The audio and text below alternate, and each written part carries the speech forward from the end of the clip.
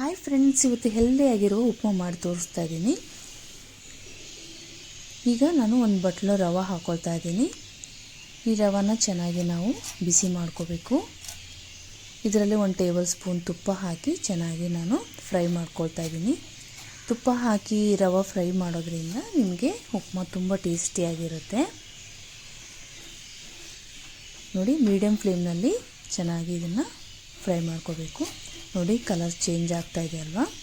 ಈಗ ಪ್ಲೇಟಲ್ಲಿ ಎತ್ತಿಟ್ಕೊಳ್ಳೋಣ.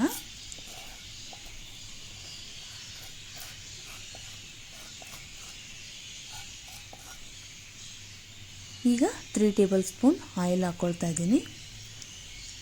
ಸ್ವಲ್ಪ ಎಣ್ಣೆ ಚೆನ್ನಾಗಿ ಬಿಸಿಯಾಗಲಿ. 1 ಟೇಬಲ್ ಸ್ಪೂನ್ ಕಡಲೆಬೇಳೆ ಹಾಕ್ಕೊಳ್ತಾ ಇದ್ದೀನಿ. 1 ಟೇಬಲ್ ಸ್ಪೂನ್ ಸಾಸಿವೆ, 1 ಟೇಬಲ್ ಸ್ಪೂನ್ ಉದ್ದಿನಬೇಳೆ ಕೂಡ ಹಾಕಿ ಚೆನ್ನಾಗಿ ಫ್ರೈ ಮಾಡ್ಕೊಳ್ಳೋಣ.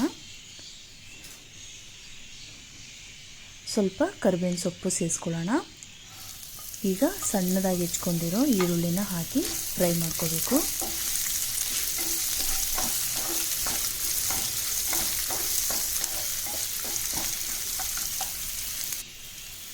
ಈಗ 2 ರಿಂದ 3 ಹೆಚ್ಕೊಂಡಿರೋ ಹಸಿಮೆಣಸಿನ್ಕಾಯಿನ ಹಾಕ್ಕೊಳ್ತಾ ಇದ್ದೀನಿ.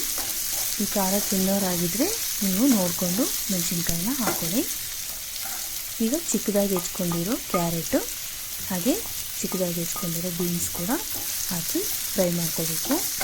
ತುಂಬ ಸಾಫ್ಟ್ ಆಗೋದು ಬೇಡ ತರಕಾರಿಗಳು, ಹಾಫ್ ಫ್ರೈ ಆದರೆ ಸಾಕು. ಸ್ವಲ್ಪ ಹಸಿ ಬಟಾಣಿ ಹಾಕ್ಕೊಳ್ತಾ ಇದ್ದೀನಿ.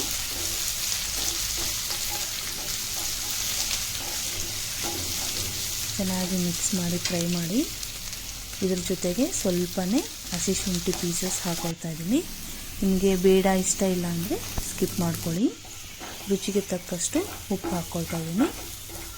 ಇವೆಲ್ಲವನ್ನು ಚೆನ್ನಾಗಿ ಸ್ವಲ್ಪ ಫ್ರೈ ಮಾಡ್ಕೊಳ್ಳೋಣ. ಈಗ ಈ ರವೆನ ಸೇರಿಸ್ಕೊಂಡು ಮೊದಲೇ ಫ್ರೈ ಮಾಡ್ಕೊಂಡು ಇಟ್ಕೊಂಡಿದ್ದೀವಲ್ವ, ಈ ರವೆನ ಈ ತರಕಾರಿಯಲ್ಲಿ ಫ್ರೈ ಮಾಡ್ಕೋಬೇಕು. ಚೆನ್ನಾಗಿ ಮಿಕ್ಸ್ ಮಾಡ್ಕೋಬೇಕು.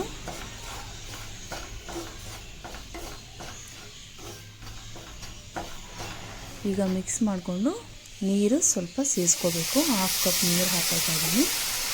ತುಂಬ ಚಿಕ್ಕ ರವೆ ಆಗಿರೋದ್ರಿಂದ ನೋಡ್ಕೊಂಡು ನೀರು ಹಾಕ್ಕೋಬೇಕು, ಇಲ್ಲಾಂದರೆ ತುಂಬ ಮೆತ್ತಗಾಗಿ ಹೋಗುತ್ತೆ. ಸ್ವಲ್ಪ ಕಡಿಮೆನೇ ಹಾಕ್ಕೊಂಡ್ರೆ ಸಾಕು, ಚೆನ್ನಾಗಿರುತ್ತೆ ನಿಮಗೆ ಉಪ್ಮಾ. ನೋಡಿ, ಈಗ ಚೆನ್ನಾಗಿ ಮಿಕ್ಸ್ ಮಾಡ್ಕೋಬೇಕು. ಈಗ 1 ಟೇಬಲ್ ಸ್ಪೂನ್ ನಿಂಬೆಹಣ್ಣಿನ ರಸ ಹಾಕ್ಕೊಳ್ತಾ ಇದ್ದೀನಿ.